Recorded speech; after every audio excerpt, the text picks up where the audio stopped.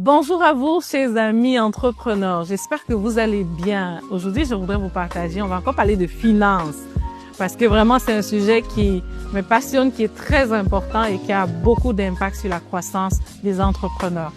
Aujourd'hui, je voudrais vous partager quelques éléments que vous devez mettre en place comme routine financière pour vous assurer de ne pas faire de mauvais choix et pour vous assurer de faire de bons choix et vraiment de construire le patrimoine de votre entreprise.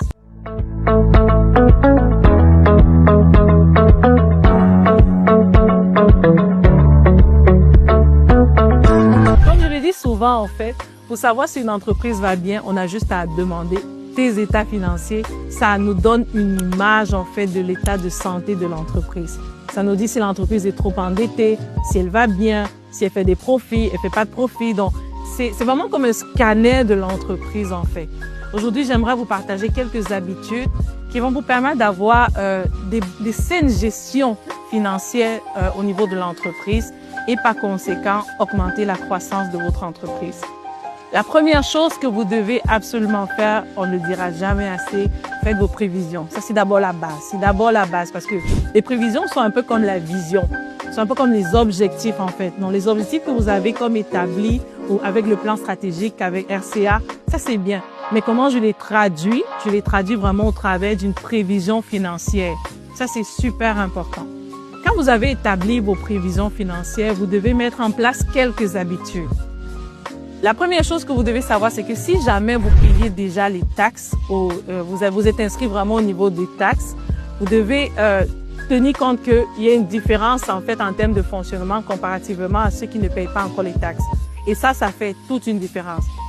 Alors, ce que vous allez faire, c'est que dans votre routine financière, premièrement, c'est que chaque semaine, prenez-vous un temps, une heure de temps maximum avec la personne qui s'occupe des finances dans votre entreprise, avec la personne qui gère vraiment la partie financière et faites vraiment le tour. OK, cette semaine, qu'est-ce qui s'est passé?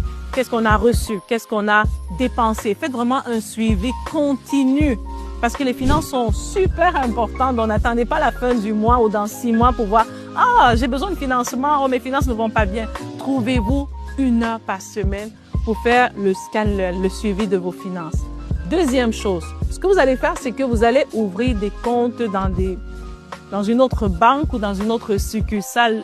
Et chaque fois que vous recevez des revenus de vos clients, sortez directement la partie des taxes. Sortez automatiquement la partie des taxes.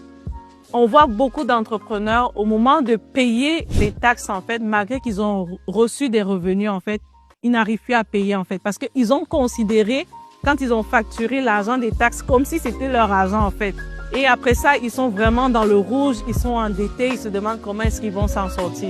Donc, la deuxième chose que vous devez faire, c'est que créer un compte séparé dans une autre banque. Vous allez pouvoir faire des prélèvements, justement, dans vos suivis hebdomadaires, là. Programmez déjà, OK, dans ces suivis-là, il y a une des tâches, on regarde, est-ce qu'on a eu des revenus? Oui. Combien? OK, on a eu peut-être $500 de taxes. On réduit les taxes, on envoie directement dans ce compte-là. Chaque semaine, ça va permettre que vous ayez des bonnes habitudes. Autre chose, en termes de retenir la source, c'est sûr que vous allez recevoir toute la dimension de taxes. Vous avez des alertes avec les retenues à la source, avec la CNSST si vous êtes inscrit ou autre. Mais ce que vous pouvez faire, en fait, c'est que vous pourrez déjà, dans vos suivis, en fait, hebdomadaires, mettre vraiment un point à ce niveau-là pour vous assurer qu'à chaque fois, vous faites vraiment le tour, pour vous assurer que vous êtes correct à ce niveau.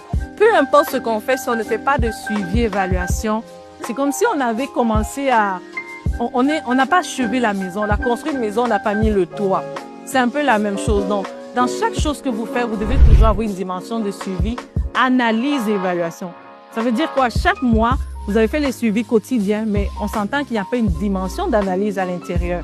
Alors, chaque mois, faites une analyse de vos finances, sortez les rapports, regardez les rendements, regardez les influences, regardez où est-ce que vous avez le plus dépensé ce mois-ci et là où vous n'avez pas dépensé et ainsi de suite. Donc, prenez le temps et ça, c'est un paramètre qui est super important vraiment chaque mois avec votre système comptable, avec votre comptable, avec le membre de votre équipe qui s'occupe de ça ou vous-même, sortez et analysez vos finances pour savoir où va notre argent, d'où provient aussi notre argent et ça va vous aider à prendre des décisions continues en fait Et en fait, votre entreprise va aller de croissance en croissance. On ne demande pas, personnellement, je ne m'attends pas avec les entrepreneurs qu'ils aient une croissance de 1 milliard de %.